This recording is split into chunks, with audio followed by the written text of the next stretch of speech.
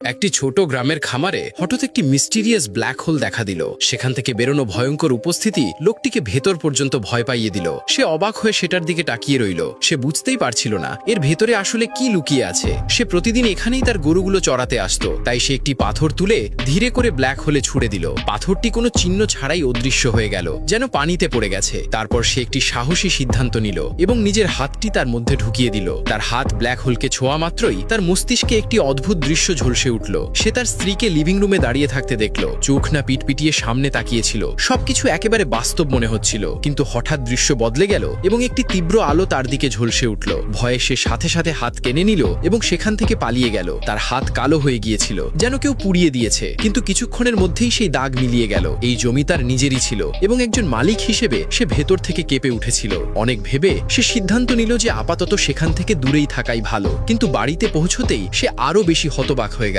যে দৃশ্য সে ব্ল্যাক হোলের পাশে দেখেছিল সেটাই এখন সত্যি ঘটছে, যেন সে আগেই ভবিষ্যৎ দেখে ফেলেছিল। পরের দিন সে আবার সেখানে গেল। সে এটিকে মাটি দিয়ে ঢাকার চেষ্টা করলো, কিন্তু এটা ছিল পুরোপুরি বোকামি। ব্ল্যাক হোলের ওপরের কোনো প্রভাবই পড়ল না। এর রহস্য জানার জন্য এবং যাতে কেউ জানতে না পারে, সে এটিকে ত্রিপল দিয়ে ঢাকার কথা ভাবলো, কিন্তু ত্রিপলটাও সঙ্গে সঙ্গে ভেতরে টেনে নিল। তখনই সে পেছনে ঘুরে তাকালো এবং অবাক হয়ে গেল। দুদিন আগে যে গরুটি হারিয়ে গিয়েছিল সেটি হঠাৎ তার সামনে দাঁড়িয়েছিল, কিন্তু তার পিঠে দুটি তীর গেঁথে ছিল।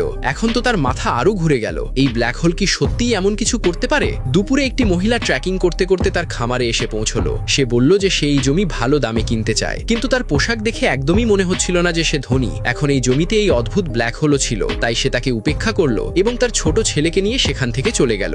এত টাকা আছে, কিন্তু তার কাছে একটা গাড়িও নেই। কিন্তু যেতে যেতে সে খেয়াল করলো মহিলাটি যায়নি, বরং সে তার খামারের কাছেই ডেরা বেঁধেছে। এখন বিষয়টি তার কাছে আরো অদ্ভুত লাগতে শুরু করলো। শেষ পর্যন্ত সে কেন এত জেদ করছে এই জমি কেনার জন্য? কোথাও কি সেও এই ব্ল্যাক হোলের রহস্য জেনে ফেলেনি?